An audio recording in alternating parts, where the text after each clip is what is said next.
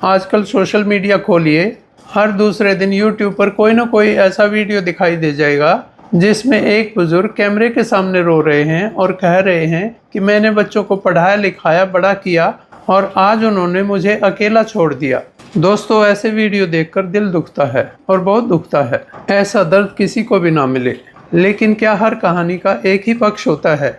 क्या कभी आपने एक मिनट के लिए ही सही कभी ये भी सोचा है कि बच्चों का इसमें पॉइंट ऑफ व्यू क्या हो सकता है? यह भी सही है कि कुछ माता पिता को रियली बच्चे बाहर निकाल देते हैं और कभी लावारिस भी छोड़ देते हैं, लेकिन ज़्यादातर केसेस में मामला सुलझाया जा सकता है और यह वीडियो उसी विषय में है। कुछ साल पहले देश के एक बहुत बड़े उद्योगपति परिवार में ऐसा ही किस्सा हुआ था। पूरे देश ने देखा, जहां एक पिता कह रहे थे कि बच्चों ने मुझे घर से निकाल दिया। उनका कहना था कि जैसे ही मैंने प्रॉपर्टी बच्चों के नाम की, उन्होंने मुझे बाहर निकाल दिया। किसी ने कहा पिता सही है, किसी ने कहा बेटा सही है, पर मैं किसी का फैसला नहीं सुना रहा। सिर्फ इतना पूछना चाहता हूँ कि इतना बड़ा, इतना शिक्षित और इतना संपन्न परिवार, अगर वहाँ भी रिश्ते टूट सकते हैं तो कारण केवल पैसा या संपत्ति है, या हमारे सोचने के तरीके में कुछ फर्क आ गया है? दोस्तों, आज जो बात मैं कहने जा रहा हूँ, हो सकता है उसे सुनकर कुछ बुजुर्ग नाराज भी हो जाएं, लेकिन मैं स्वयं 75 वर्ष का हूँ, इसलिए आज मैं बुजुर्गों से एक सवाल पूछना चाहता हूँ।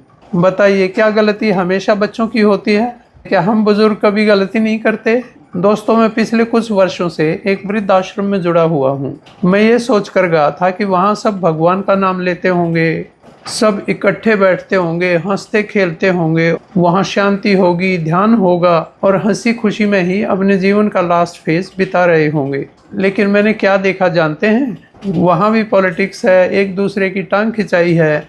और किस बात पर? यह सुनकर आपको हंसी भी आएगी। उसने मुझे पहले नमस्ते क्यों नहीं की, वह मेरी कुर्सी पर क्यों बैठ गया, मेरे कमरे के सामने कपड़े क्यों सुखा दिए, वगैरह वगैरह। फिर मैंने अपने आप से पूछा कि ये बुजुर्ग अपनी हम उम्र के लोगों के साथ एडजस्ट नहीं हो पा रहे हैं, तो क्या यह नहीं हो सकता कि घर में भी बच्चों के साथ थोड़ी बहुत समस्या इनकी तरफ से भी हो? अब हम जरा बच्चों की दुनिया में चलते हैं। सुबह 7-8 बजे बच्चों को स्कूल के लिए तैयार करना, ऑफिस जाना, EMI भरनी और बच्चों की फीस भरनी, ऑफिस में टारगेट है, बॉस का प्रेशर है, और फिर ऑफिस जाने में ट्रैफिक की टेंशन, और जब ऑफिस में कोई इम्पोर्टेंट मीटिंग चल रही होती है तो फ़ोन की घंटी बजती है। उधर से पिताजी बोलते हैं, बेटा टीवी का रिमोट नहीं मिल रहा, वगैरह वगैरह। इस तरह बुजुर्ग बच्चों को उनके व्यस्त टाइम में उनको डिस्टर्ब करते रहते हैं, जबकि बहुत सारे काम वे स्वयं भी कर सकते हैं। देखो, हर बच्चा अपने माँ बाप को नहीं छोड़ना चाहता, लेकिन आप भी उनकी परिस्थितियों को समझिए। बच्चों को हर छोटी छोटी बात में उलझाकर क्या हम उनके मानसिक तनाव को और नहीं बढ़ा रहे? जिस प्रकार बच्चों का कर्तव्य है कि वे अपने माता पिता का ध्यान रखें, उसी प्रकार माता पिता का भी कर्तव्य है कि वे अपने बच्चों की परिस्थितियों को समझें और अगर हो सके तो छोटे मोटे कामों में उनकी हेल्प भी करते रहें। केवल बुजुर्ग होने से सम्मान पाने का अधिकार नहीं मिलता, सम्मान पाने का अधिकार मिलता है समझदार बनने से। मैं अपने बुजुर्ग साथियों से पूछना चाहता हूँ, अगर आपके बच्चे हर समय आपके काम में दखल देते रहें तो आपको कैसा लगेगा? अच्छा लगेगा? नहीं ना। तो फिर हम उनके हर निर्णय में दखल क्यों देते हैं? वे अब 5 साल के बच्चे नहीं रहे, 35-40 साल के इंसान बन चुके हैं। उन्हें अपनी जिंदगी अपने तरीके से जीने दीजिए। दोस्तों, कई बार देखा गया है कि माता पिता अपने बच्चों को अक्सर याद दिलाते रहते हैं कि उन्होंने उनको पाल पोस कर बड़ा किया और उनके लिए जीवन में संघर्ष किया। देखो, इसमें कोई शक नहीं, हर माता पिता अपनी संतान के लिए बहुत त्याग करता है, लेकिन बार बार इन बातों का उल्लेख बच्चों के मन में एक भावनात्मक दबाव बना सकता है। दोस्तों, अब अगली बात। अक्सर बुजुर्ग बात करते हैं, हमने अपने माँ बाप की बहुत सेवा की थी, लेकिन आज की संतान ऐसी नहीं है। इस बात में काफी सच्चाई भी है, लेकिन क्या आपने कभी ये सोचा है कि उस समय का सोशल स्ट्रक्चर बिल्कुल डिफरेंट था? जरा याद कीजिए, उस समय ज्यादातर परिवार जॉइंट फैमिली होते थे। घर में दादा दादी, चाचा चाची, ताऊ ताई सब साथ रहते थे और ज्यादातर बहुएं नौकरी नहीं करती थी, इसलिए घर में हर समय परिवार का कोई न कोई सदस्य रहता था जो बुजुर्गों का ध्यान रख लेता था। लेकिन आजकल ज्यादातर फैमिली न्यूक्लियर फैमिलीज हो गई हैं। पति पत्नी दोनों को काम करना पड़ता है, सुबह घर से निकलते हैं और शाम को देर से आते हैं। ऐसे में चाहकर भी हर समय माता पिता का ध्यान रखना इतना आसान नहीं है। और दोस्तों, एक और बड़ा अंतर था।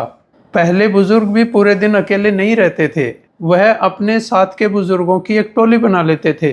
कभी चौपाल में बैठते थे, कभी ताश की बाजी जमती थी, कभी पार्क में हंसी मजाक चलता था। यानी उनका सोशल लाइफ बहुत सक्रिय था, इसलिए अकेलापन उन्हें महसूस ही नहीं होता था। और मैंने भी बचपन में एक बात तो देखी है, बड़े बुजुर्ग बच्चों के साथ अपना अनुभव तो शेयर करते थे, लेकिन उनके निर्णयों में दखल नहीं देते थे। वे जानते थे कि अब घर की नई पीढ़ी अपनी जिम्मेदारियां निभा रही है, और इसी कारण से परिवारों में टकराव भी कम होता था।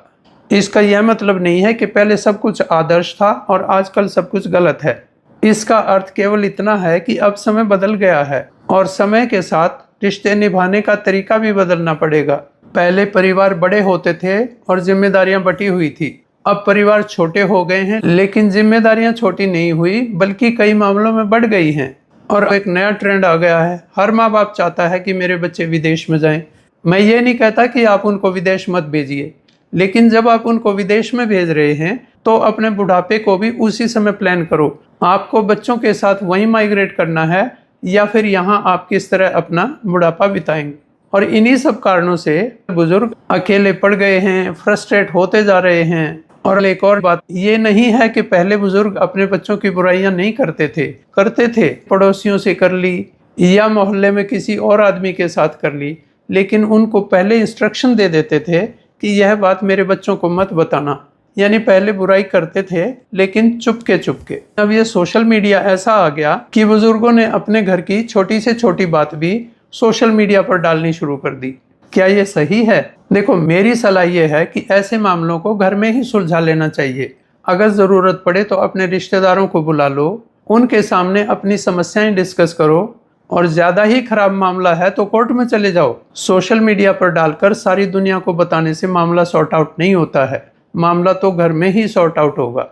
मैं अपनी बात बताता हूँ। मैं 75 वर्ष का हूँ, अकेला रहता हूँ क्योंकि मेरे बच्चे विदेश में हैं। लेकिन मैंने अपने अकेलेपन को कमजोरी नहीं बनने दिया। अपना ज़्यादातर समय वीडियो बनाने में लगाता हूँ, पढ़ता हूँ, नई बातें सीखता हूँ, मित्रों से बात करता हूँ, और यकीन मानिए सारा दिन व्यस्त रहता हूँ। और जब मुझे बच्चों की याद आती है, उनके साथ समय बिताने का मन करता है, तो विदेश चला जाता हूँ। 4-5 महीने बच्चों के साथ रहता हूँ और उनके बच्चों के साथ खेल कूद करता हूँ और फिर वापस आ जाता हूँ। मैं तो अपने अकेलेपन को आज़ादी की तरह एंजॉय करता हूँ। मेरे बुजुर्ग साथियों, उम्र बढ़ने का यह भी अर्थ होता है कि हमारा अनुभव बढ़ा है, हमारी समझ बढ़ी है, और इसीलिए हमारी सहनशीलता भी बढ़नी चाहिए। दोस्तों, अगर आप माता पिता हैं तो अपने बच्चों को यह मत पूछिए कि तुमने मेरे लिए क्या किया। कभी ये भी पूछिए कि उनकी तकलीफें क्या क्या हैं। और यदि आप संतान हैं तो अपने माता पिता की मनस्थिति को समझिए, उनके लिए समय निकालिए, उनके साथ बैठिए और अपने बच्चों के सामने उनकी सेवा करके एक उदाहरण पेश कर दीजिए, क्योंकि कल को आपको भी बुजुर्ग होना है। विश्वास मानिए, कई बार 10 मिनट की बातचीत 10 सालों की दूरी को मिटा देती है। दोस्तों, ना तो संतान ही गलत है और ना ही माता पिता। यदि दोनों आपस में बातचीत करके एक दूसरे की गलतफहमी दूर करें तो शायद आज जितने वृद्धाश्रम हैं उन पर ताला लगना शुरू हो जाएगा। वीडियो देखने के लिए धन्यवाद।